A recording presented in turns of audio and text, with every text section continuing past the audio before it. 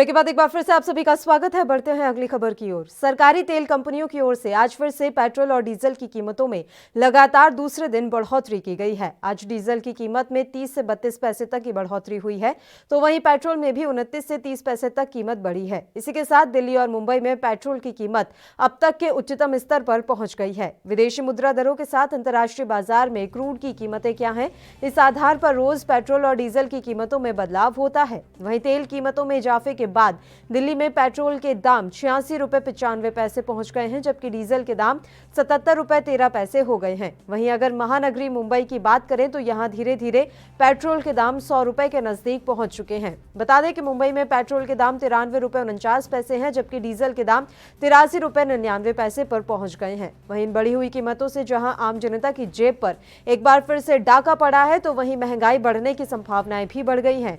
गौरतलब है कि वर्ष 2021 और 22 के बजट में पेट्रोल पर 2.5 रुपए प्रति लीटर और डीजल पर 4 रुपए प्रति लीटर कृषि सेस लगाने का निर्णय लिया गया है, जिसके बाद तेल की कीमतों में उछाल देखा जा रहा है। अभी कल ही पेट्रोल, डीजल और रसोई गैस सिलेंडर के दामों में बढ़ोतरी दर्ज की गई थी।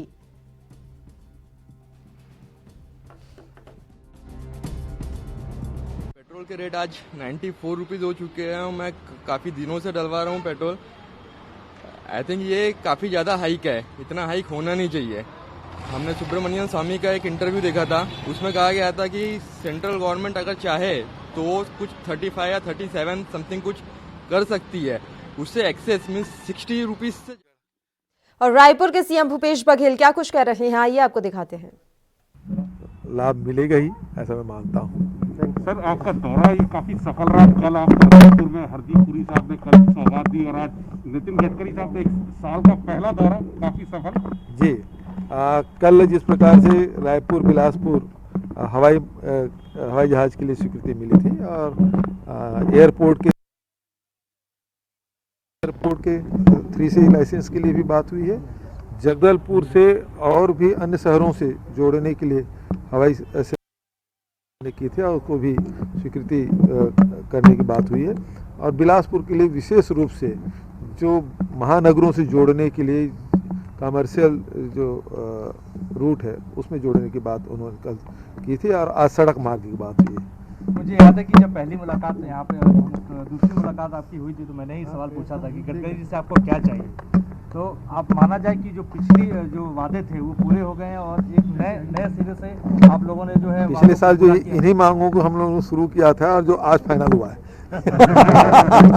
ठीक, थैंक यू।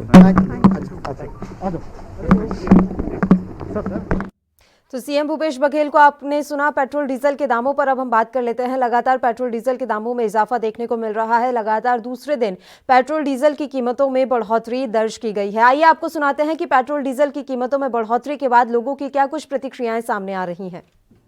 पेट्रोल के रेट आज 94 रुपीज़ हो चुके हैं। मैं काफ़ी दिनों से डलवा रहा हूँ पेट्रोल।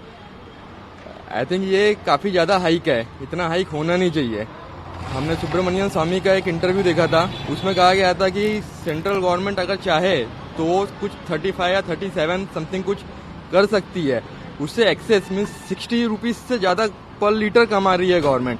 ठीक है, गवर्नमेंट के पास फंड होना चाहिए, गवर्नमेंट ने कमाना चाहिए, बट ये नहीं है कि आम जनता के ऊपर इतना बोझ डाल दे कि उसकी कमर ही टूट जाए।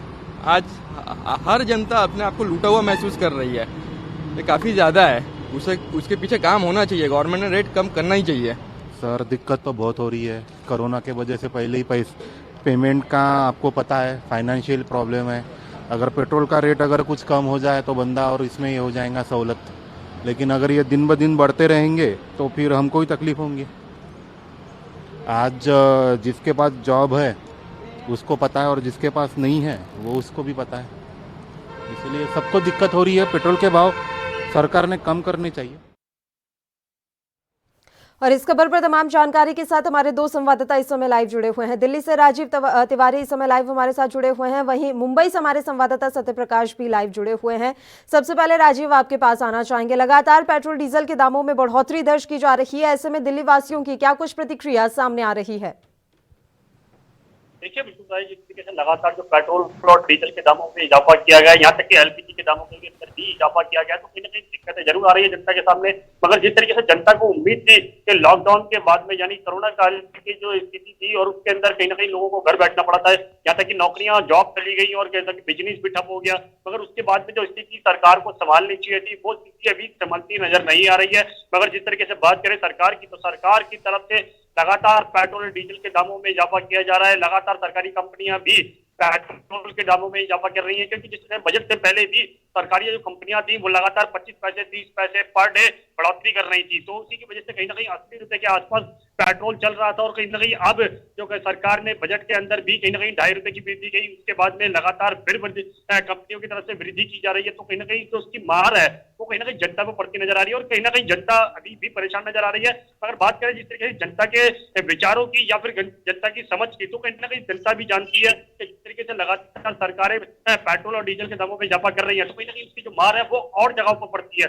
मगर जैसे बात करें ट्रांसपोर्टेशन की, तो ट्रांसपोर्टेशन के द्वारा ही सब्जी वगैरह एक दूसरे जगह से दूसरी जगह आती है और लोगों तक पहुंचती है। मगर जिस तरीके से जब सब्जी लेने लोग वक्त जाते हैं, तो कहीं ना कहीं ये कहा जाता है कि दुकानदार की तरफ से कि जब पेट्रोल डीजल के दाम बढ़े हुए हैं और सरकार को महंगाई नहीं दिख रही और आप लोग अपने आके सवाल करते हैं, क्योंकि सवाल हम कहाँ से सस्ता लेके आए, क्योंकि जब आगे से महंगा आएगा तो आगे से महंगा दिया भी जाएगा। मगर जनता जब खरीदने जाती है तो कहीं ना कहीं मुश्किलें जरूर पड़ती है, क्योंकि जिस तरीके से वो पहले 1 किलो आलू लेते थे, आज वो कम से कम आधे किलो से ही गुजारा करने की कोशिश कर रहे हैं, क्योंकि जिस तरीके से महंगाई है और दूसरी तरफ नौकरी नहीं है, जॉब नहीं है, बिजनेस नहीं है, तो कहीं ना कहीं हर तरीके से खास तौर पर ग्राउंड लेवल की जो जनता है वो कितनी नजर आ रही है। जी बिल्कुल, मुंबई से सत्य प्रकाश हमारे साथ जुड़े हुए हैं। सत्य प्रकाश, देखिए, जब बजट जो है पढ़ा जा रहा था, वित्त मंत्री निर्मला सीतारमण बजट जब सुना रही थी और ये बात सामने आई कि कृषि सेस लगा दिया गया है, पेट्रोल डीजल के दामों के बढ़ने की खबरें तभी से जोर पकड़ लिया था।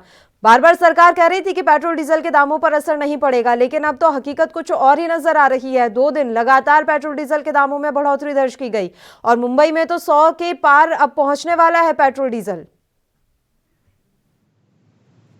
जी पल्लवी, देखिए, लगातार 8 महीने से पेट्रोल डीजल की कीमतों की जिस तरह से इजाफा देखा रहा है, उसको लेकर विपक्ष लगातार, ऐसे में एक बार फिर से विपक्ष ने अपनी विपक्ष की भूमिका निभाते हुए महाराष्ट्र सरकार में सिसोदिया द्वारा जो है आंदोलन किया गया। इस आंदोलन में साफ तौर पर कहा जा रहा है कि पेट्रोल डीजल की कीमतों में जिस तरह से लगातार दूसरे दिन बढ़ोतरी हुई है, उसको लेकर वो केंद्र सरकार को घेरने की कोशिश कर रहे थे। इस दौरान रथ से और बैलगाड़ी से और साइकिल द्वारा उन्होंने यात्रा निकाली और इस दौरान उन्होंने मांग की कि केंद्र सरकार जल्द से जल्द उनकी मांगों को पूरा करे। और लेकिन जिस तरह से ये कहा गया था कि केंद्र सरकार जब सत्ता में आई थी, पेट्रोल और डीजल की कीमतों में जो बढ़ोतरी हो रही है उसको रोक लगाएगी, लेकिन जिस तरह से सीतारमण ने साफ तौर पर कहा है कि पेट्रोल और डीजल की कीमतों में बढ़ोतरी नहीं होगी, उसके बावजूद महज 2 दिन में लगातार बढ़ोतरी देखी गई। इसको लेकर लगातार अब आंदोलन हो रहा है। ये आंदोलन महज इसलिए हो रहा है कि आम जनता की जो जेब है वो कहीं न कहीं खाली होती नजर आ रही है। जी सत्य प्रकाश, आज शिवसेना और भारतीय जनता पार्टी दोनों ही आमने सामने हैं, दोनों ही अलग अलग मुद्दे पर एक दूसरे के खिलाफ विरोध प्रदर्शन कर रही है। जैसा कि आपने जानकारी दी कि शिवसेना पेट्रोल डीजल की बढ़ती कीमतों के विरोध में आज सड़कों पर है, वहीं भारतीय जनता पार्टी भी बिजली की बढ़ती दरों के विरोध में आज सड़क पर नजर आ रही है। जी पल्लवी, देखिए, आज मुंबई में 2 अलग अलग जगहों पर आंदोलन देखने को मिला। भाजपा एक तरफ बढ़ती हुई बिजली बिल को लेकर और बिजली बिल न भरने पर उसकी कटौती को लेकर जिस तरह से आंदोलन की, उसके बाद से अडानी के तमाम दफ्तर से उनके अधिकारियों द्वारा ये कहा गया कि इस आंदोलन के बाद जो बिजली की बिल बढ़ी हुई है उस पर हम अमल करेंगे और कटे हुए कनेक्शन में पुनर्जोड़ने की बात कही गई है। लेकिन सवाल ये उठता है कि सरकार, महाराष्ट्र में जब सरकार है महाविकास आघाड़ी की सरकार है, पिछले दौरान ये कही थी कि बिजली की जो बड़ी कीमतें हैं उसको हम वापस लेंगे या उस पर अमल करेंगे, लेकिन उसके बावजूद भी बिजली की बढ़ी हुई कीमतों के लिए अमल नहीं किया गया। इस वजह से आज बीजेपी के द्वारा जो आंदोलन किया, वही दूसरी तरफ जिस तरह से केंद्र सरकार ने यह कहा था कि पेट्रोल और डीजल की कीमतों में इजाफा नहीं होने देंगे, उसके बावजूद लगातार दूसरे दिन पेट्रोल और डीजल की कीमतों में इजाफा देखा गया। उसको लेकर शिवसैनिक बिल्कुल आक्रामक है। तो जाहिर तौर पर एक तरफ शिवसेना जो है पूरी तरह से आक्रामक है पेट्रोल और डीजल की कीमतों को लेकर, वही दूसरी तरफ भाजपा के द्वारा मुंबई के अलग अलग इलाकों में जो है इस तरह का आंदोलन किया गया कि किस तरह से लगातार बिजली की बढ़ोतरी हो रही है और जिस तरह से बिजली न भरने पर उनको एक नोटिस दिया जा रहा है और उनकी कटौती की जा रही है, उसको लेकर भी भाजपा विधायक ने इस तरह का आंदोलन किया और साफ तौर पर कह दिया है कि अगर अडानी अपने द्वारा दिए गए उस कनेक्शन काटने वाले मामले को वापस नहीं लेती है तो भाजपा और भी बड़ा तीव्र आंदोलन कर सकती है। जी आपके पास आना चाहेंगे, राज्य सरकारें चाहे तो थोड़ा बहुत राहत अपने प्रदेश की जनता को दे सकती हैं। अरविंद केजरीवाल की कुछ मंशा नजर नहीं आ रही इसमें। देखिए, यहाँ पे समझना होगा सबसे बड़ी ये है सरकार की नीयत क्या है, क्योंकि जिस तरीके से लगातार जो पेट्रोल के दामों में इजाफा किया जा रहा है वो एक अलग चीज है, क्योंकि जिस तरीके से पेट्रोल के दामों में इजाफा किया गया उसकी वजह से और चीजों में फर्क पड़ता है। मगर यहाँ पर हम बात करें, हम दो पहलू के ऊपर गौर करने की कोशिश करेंगे। सबसे पहले तो सरकार ने जो पेट्रोल के दामों में इजाफा किया, डीजल के दामों में इजाफा किया, मगर उससे कहीं ना कहीं वो लगभग आपको कह सकते हैं 87 रुपए के करीब पेट्रोल की कीमत आ गई। मगर जिस तरीके से पेट्रोल पंप से गाड़ी पर पेट्रोल भरवाने जाते हैं तो वो 87 का पूरा पेट्रोल नहीं देते हैं, कहीं ना कहीं उसमें भी टाका मारा जाता है। लगभग 100 रुपए का पेट्रोल डलवाओ तो लगभग 87 का मतलब पेट्रोल मिलता है, मतलब सीधे सीधे 100 रुपए लीटर पड़ जाता है वहां पर जाकर। मगर जिस तरीके से आप जनता की तरफ जाते हैं तो जनता कहीं ना कहीं जब ट्रांसपोर्टेशन चलता है तो कहीं ना कहीं उसकी वजह से जो और चीजें महंगी होती है वो भी कहीं ना कहीं जनता के ऊपर बहुत असर करती है और कहीं ना कहीं उनकी जो थाली है उससे कहीं ना कहीं जो खाने की आइटम होती है वो कम हो जाती है। मगर बात करें राज्य सरकारों की, राज्य सरकार चाहती तो कहीं ना कहीं अपना टैक्स कम कर सकती है, मगर केंद्र सरकार ने जब अपना टैक्स कम नहीं किया, कंपनियां अपना टैक्स कम नहीं कर रही है, तो फिर राज्य सरकारें भी उसमें पीछे नहीं रह सकती। राज्य सरकारें भी चाहती है कि उनको भी उनका प्रॉफिट जो है वो पूरा मिले, मगर कहीं ना कहीं उसमें तीन तरफ की जो मार पड़ती है वो जनता पर पड़ती है और सीधा सीधा कहें तो जनता पिसती नजर आती है। मगर जनता का जो गुस्सा होता है वो कहीं ना कहीं इलेक्शन टाइम में देखने को मिलता है और वो ही समय अब आने वाला भी है, क्योंकि जिस तरीके से अब दिल्ली के अंदर इलेक्शन होंगे और कहीं ना कहीं जो निगम के इलेक्शन है उसके अंदर कहीं ना कहीं जनता जो है वो उस पार्टी को चुनेगी जो उसके लिए काम कर रही है। मगर जनता को लगता है कि अभी तक कोई भी पार्टी जो है उनके लिए काम नहीं कर रही है। हाँ, ये जरूर है, हर पार्टी इलेक्शन के टाइम पे कुछ ना कुछ प्रॉफिट देने की कोशिश करती है, मगर जैसे ही इलेक्शन नजदीक आएंगे तो कहीं ना कहीं राजनीति शुरू हो जाएगी। राजनीति के अंदर कहा जाएगा अगर सत्ता के अंदर हमारी पार्टी आती है तो आपको यहाँ पर बेनिफिट दिया जाएगा, यहाँ पर बेनिफिट दिया जाएगा, मगर जैसे ही सीट मिल जाती है उसके बाद में सिर्फ जीरो हो जाता है। जैसा चाहे वैसा करते हैं, जनता के बारे में कोई नहीं सोचता है। जी राजीव, तो साफ तौर पर यह माना जाए कि राज्य सरकारें अभी अपने राजस्व पर ज्यादा ध्यान दे रही हैं और यही वजह है कि पेट्रोल डीजल की जो कीमतें बढ़ रही हैं उसकी गेंद एक दूसरे के पाले में डाली जा रही है। केंद्र कह रही है कि राज्य की जिम्मेदारी है और राज्य कह रही है कि केंद्र की जिम्मेदारी है, लेकिन दोनों ही जगह राजस्व की चिंता ज्यादा नजर आ रही है। देखिए, बिल्कुल सही समझने की जरूरत है। यहाँ पे एक चीज साफ है, क्योंकि केंद्र सरकार की बात करें तो केंद्र सरकार अपना प्रॉफिट कम नहीं कर रही है, राज्य सरकार की बात करें तो वो अपना प्रॉफिट कम नहीं कर रहे हैं। मगर यहाँ कंपनियों की बात करें तो कंपनियां भी इसमें पीछे नहीं है, कंपनियां भी अपना योगदान पूरा ही दे रही है, क्योंकि जिस तरीके से राज्य सरकार अपना टैक्स लेती है, राज्य केंद्र सरकार अपना टैक्स लेती है, तो कंपनियां पीछे कैसे रहे, वो भी इसीलिए कहीं ना कहीं अपना प्रॉफिट बढ़ाती चली जाती है। चाहे वो पर डे के 35 पैसे हो या 30 पैसे हो या फिर 75 पैसे हो, कहीं ना कहीं वो भी अपना इजाफा पूरा प्रॉफिट लेते हैं और उसकी जो मार है वो कहीं ना कहीं जनता पे पड़ती है और जनता कहीं ना कहीं पिसती नजर आती है। मगर जनता को अभी तक राहत चाहिए थी, जो हमने बजट सत्र के अंदर भी सोचा था कि भाई जनता ने कहा कि हमें बजट सत्र आ रहा है, निर्मला रमन जी बजट पेश करेंगे तो कुछ ना कुछ उम्मीद होगी, क्योंकि लॉकडाउन के चलते कहीं ना कहीं स्थिति जो बिगड़ी थी उसको सुधारने के लिए दोबारा पर पटरी पर आना जरूरी था। मगर कहीं ना कहीं उल्टी महंगाई की मार दोबारा से पड़ गई और कहीं ना कहीं जो मोदी जी ने कहा कि अब की बार जो बजट आया वो कहीं ना कहीं जनता के फायदे वाला हुआ और जनता की उम्मीद भी जो खरा उतरेगा। मगर ये तो सपने दिखाए गए थे 2024 के, मगर 2024 से पहले की बात करें यानी 2021 की, तो 21 के अंदर कहीं ना कहीं जनता परेशान है, साफ जाहिर है जनता गुस्से में है। मगर देखना होगा क्या जनता का गुस्सा सरकार को या फिर पार्टियों को किस तरीके से भुगतना पड़ेगा। जी सत्यप्रकाश, इसे कृषि से इसका ही असर माना जाए? भले ही सरकार ने दावे किए थे कि पेट्रोल डीजल की कीमतों पर असर नहीं पड़ेगा, लेकिन जो अब कीमतें बढ़ रही हैं क्या उसे कृषि से इससे ही जोड़कर देखा जाए? देखिए, पेट्रोल डीजल की कीमतों के बढ़ने के बाद न सिर्फ किसानों को बल्कि आम जनता के ऊपर काफी दबाव है, काफी दबाव उनकी जेबें खाली हो रही है। लगातार जिस तरह से पेट्रोल और डीजल की कीमतों में पिछले 8 महीनों से बढ़ोतरी हुई है, लगातार महंगाई भी बढ़ती जा रही है। हर वो जरूरत की चीजें लगातार महंगी हो गई, चाहे वो पेट्रोल की बात करें या डीजल की बात करें, उससे जुड़ी हुई साग सब्जियों की बात करें या रोजमर्रा की सामानों की बात करें, तो उसमें ज्यादा बढ़ोतरी हुई है। तो ऐसे में न सिर्फ किसानों को बल्कि आम जनता की जेबों पर भी काफी असर हुआ है। लेकिन दूसरी तरफ आपको बताते पल्लवी की जिस तरह से भाजपा के द्वारा यह आरोप लगाया जा रहा है कि राज्य सरकार यानी कि महाविकास आघाड़ी सरकार ने ही पेट्रोल डीजल की कीमतों में बढ़ोतरी करवाई है। इसका मुख्य कारण यह है कि शिवसेना ने ही पेट्रोल की कीमतों पर 6% सरचार्ज बढ़ा दिया है, इस वजह से उस पर ज्यादा बोझ पड़ा है। तो जाहिर तौर पर भाजपा जो है कहीं न कहीं अब राज्य सरकार को दोष मानती है कि भाजपा राज्य सरकार के कहने के आधार पर ही जो पेट्रोल डीजल की कीमतों में बढ़ोतरी हुई है। बिल्कुल, लगातार इस तरह की बातें कही जा रही हैं कि दोनों ही जो सरकारें हैं वो कहीं ना कहीं जिम्मेदार हैं और जनता के बारे में कोई भी नहीं सोच रहा है। ये बात तो साफ है सत्य प्रकाश कि अगर पेट्रोल डीजल के दाम इसी तरीके से बढ़ते रहेंगे तो अन्य चीजों पर भी इसका साफ तौर पर असर नजर आएगा। जबकि खुद प्रधानमंत्री कह रहे हैं कि इस बार के बजट में हमने कोई एक्स्ट्रा टैक्स नहीं लगाया है, तो ये जनता के लिए राहत का विषय है। क्या वाकई में इसे राहत के विषय से जोड़कर देखा जाए? एक तरफ आपने भले ही कोई नया टैक्स नहीं लगाया, लेकिन जिस तरह से महंगाई बढ़ती जा रही है वो किसी नए टैक्स कम भी नहीं है। सत्य प्रकाश, देखिए, इन सभी बातों से एक बात तो साफ तय हो गया कि जिस तरह से पहले दिन ही सीतारमण ने एक कह दिया था कि पेट्रोल और डीजल की कीमतों में बढ़ोतरी नहीं देखी जाएगी, नहीं की जाएगी। उसके महज 2 दिन के बाद अगर पेट्रोल डीजल की कीमतों में बढ़ोतरी होती है तो जाहिर तौर पर यह कहीं न कहीं राज्य सरकार और केंद्र सरकार की बातों का पोल खोलने वाली बात हो जाती है कि कहने के बावजूद भी चीजें हो जाती है। अब ऐसे में पेट्रोल और डीजल की बढ़ती हुई कीमतों का खामियाजा न सिर्फ राज्य सरकार के बल्कि आम जनता को पड़ने वाला है और इस पूरे मामले की भुक्तभोगी सिर्फ आम जनता मुंबई का ही होंगे। राजीव आपके पास आना चाहेंगे। अभी तो फिलहाल यही देखने में आ रहा है कि दिल्ली सरकार अपने अधिकारों की लड़ाई में ही उलझी हुई है। डीटीसी बसों का अभी मुद्दा जो है बिल्कुल गरमाया हुआ है। उसके अलावा एलजी की जिस तरीके से पावर बढ़ाई गई है उसको लेकर भी सरकार बौखलाई हुई है।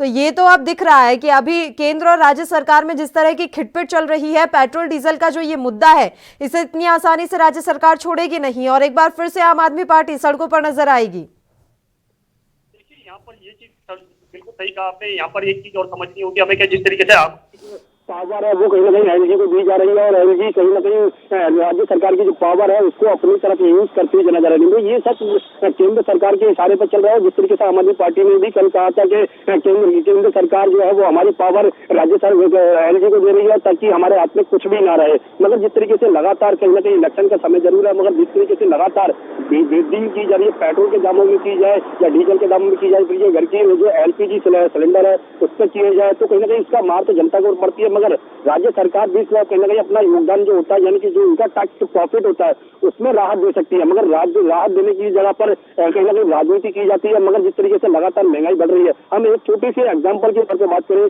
तो कहीं ना कहीं पेट्रोल के ऊपर अगर 5 पैसे बढ़ते हैं तो सीधा सीधा उसका असर दूसरी चीजों पर पड़ता है। दूध की चीजों पे हो गया, सब्जी की चीजों पे हो गया। हम एक मेडिकल की दवाई के ऊपर बात करें तो जैसे ही 5 पैसे का असर पेट्रोल पे पड़ता है तो सीधा सीधा असर दवाई की 10 रुपए की जो शीशी आती है या फिर दवाई आती है वो सीधा 10 की जगह 11 हो जाता है और कहीं ना कहीं ट्रांसपोर्टेशन फिर बढ़ जाता है। मगर जब जनता तक पहुंचता है वो 11 की जगह पर 12 मिलता है, क्योंकि उसमें दुकानदार का भी प्रॉफिट होता है, होलसेलर का भी प्रॉफिट होता है और पेट्रोल की जो कीमत है उसका भी प्रॉफिट निकाला जाता है। तो कहीं ना कहीं हर तरीके से जनता पिसती जाती है। मगर जनता अभी तक गुस्सा जरूर करती है, मगर गुस्से का जो असर है वो कहीं ना कहीं राज्य सरकार हो या केंद्र सरकार हो या फिर और कोई विपक्षी पार्टी हो, सबको झेलना पड़ता है। मगर जिस तरीके से पिछली बार हमने जब देखा था कि जब भाजपा नहीं थी, कांग्रेस सत्ता के अंदर कांग्रेस थी, तो कहीं ना कहीं भाजपा के लोग ही सिलेंडर की बड़ी हुई वृद्धियों को लेकर सड़कों पर आए थे। यहाँ तक कि स्मृति ईरानी खुद सिलेंडर के लिए अपील करती नजर आई थी कि केंद्र सरकार को इस्तीफा देना चाहिए, जनता के बारे में नहीं सोच रही है। मगर जब आज भाजपा की सरकार है तो जनता के बारे में वो भी नहीं सोच रहे हैं,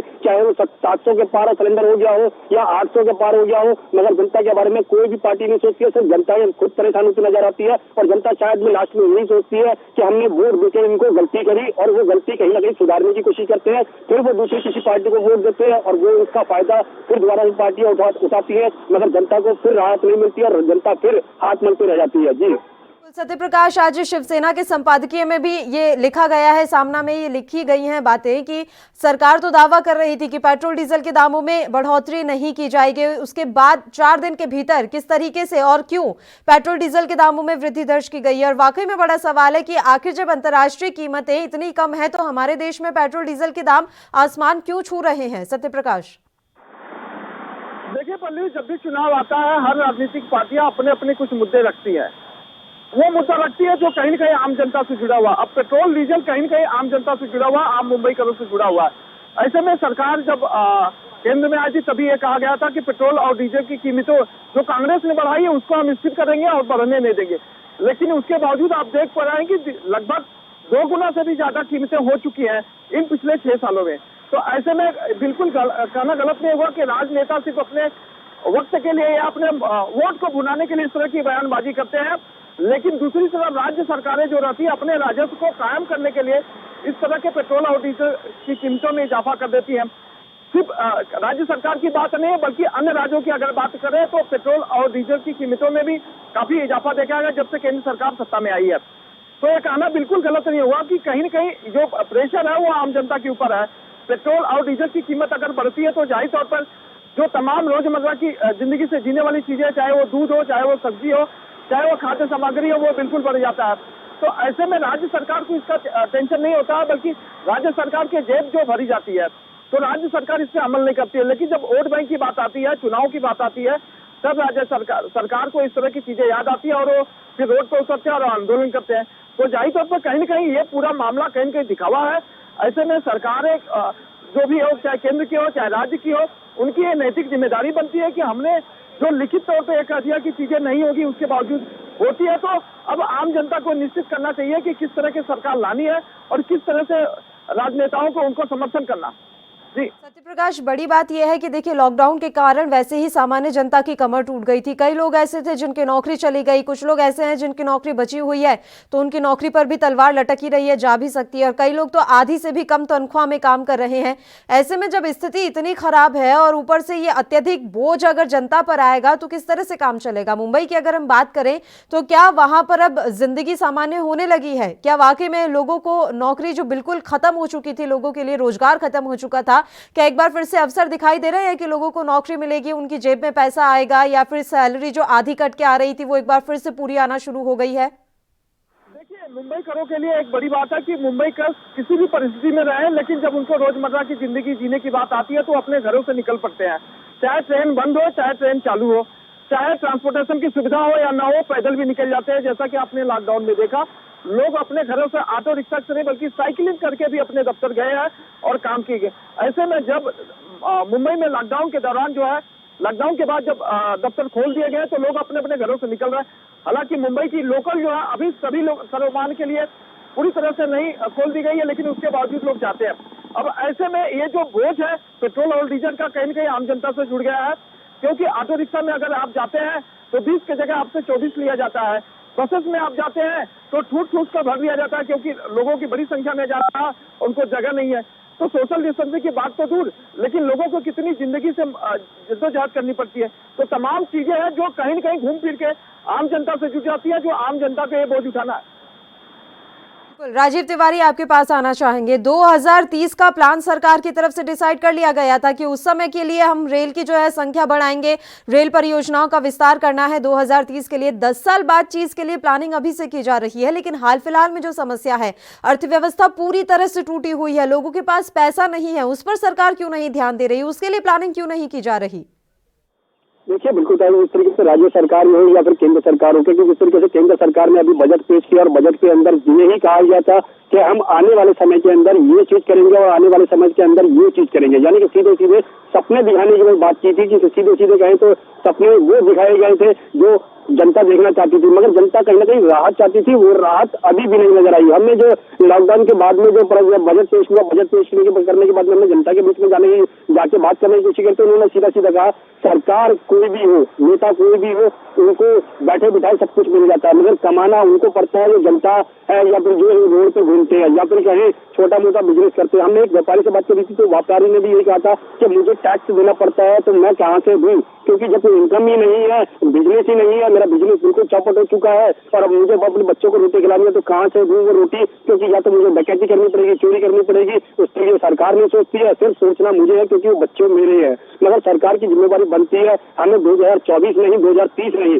हमें 2021 चाहिए, जो कम से कम उनके जो सुख सुविधाएं हैं वो उन तक मिल पाए। मगर जिस तरीके से लगातार जिस तरीके से थालियों में से खाना गायब होता चला जा रहा है, महंगाई बढ़ती चली जा रही है, जनता परेशान है, जनता कहीं ना कहीं सरकार से उम्मीद कर रही थी, चाहे वो बजट सत्र हो या फिर लॉकडाउन के बाद की परिस्थिति हो या फिर राज्य सरकारें हो, इसमें कोई हर व्यक्ति अपना अपना रोल निभा रहा है। मगर कहीं ना कहीं राजनीतिक पार्टी सिर्फ रोटियां सेकने लगी हुई है, एक दूसरे के पालों में बॉल फेंक देते हैं, कहते हैं कि राज्य सरकार करेगी, राज्य सरकार कहती है केंद्र सरकार करेगी, मगर कहीं ना कहीं जिम्मेवारी सबकी बनती है, जिम्मेवारी से सब भाग रहे हैं, मगर जनता के बारे में कोई नहीं सोच रहा। मगर जब इलेक्शन आते हैं तो मेमोरेंडम जरूर निकाला जाता है कि हम आने वाले समय के अंदर जीतने के बाद में ये करेंगे और जीतने के बाद वो करेंगे। जब उनसे उन्हीं मेमोरेंडम के बारे में पूछो तो कहते हैं चुनावी जुगाड़ था, के बारे में हमें नहीं पता, ये कब छापा था, क्यों छापा गया था, ये सिर्फ चुनाव के जीतने के लिए था। जनता फिर भूल जाती है, अब उसके बाद में फिर वैसे के वजह चलता है, 5 साल फिर इसी में निकल जाते हैं और कहीं ना कहीं जनता फिर परेशान होती नजर आती है। मगर जनता कहीं ना कहीं राहत चाहती है, मगर राहत अभी भी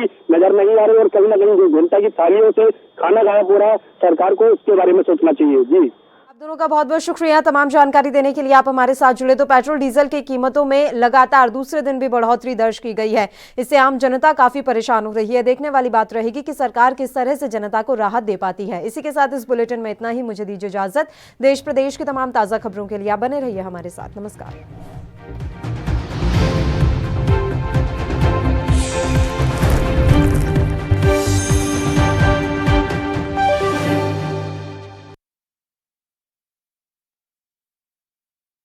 शोभनीय है, दुख का विषय है। माननीय उपसभापति महोदय, नेतृत्व की क्षमता क्या है? इजी गोइंग वे में तो सब लोग चला लेते हैं, लेकिन नेतृत्व की कसौटी की पहचान चुनौती के समय होती है। इस देश में किसी भी प्रकार की चुनौती हो, चाहे एलओसी पर चुनौती आई हो, तब सर्जिकल स्ट्राइक करके, एयर स्ट्राइक करके देश का मान सम्मान बढ़ाने का काम किया गया, तो नरेंद्र मोदी जी के नेतृत्व में किया गया।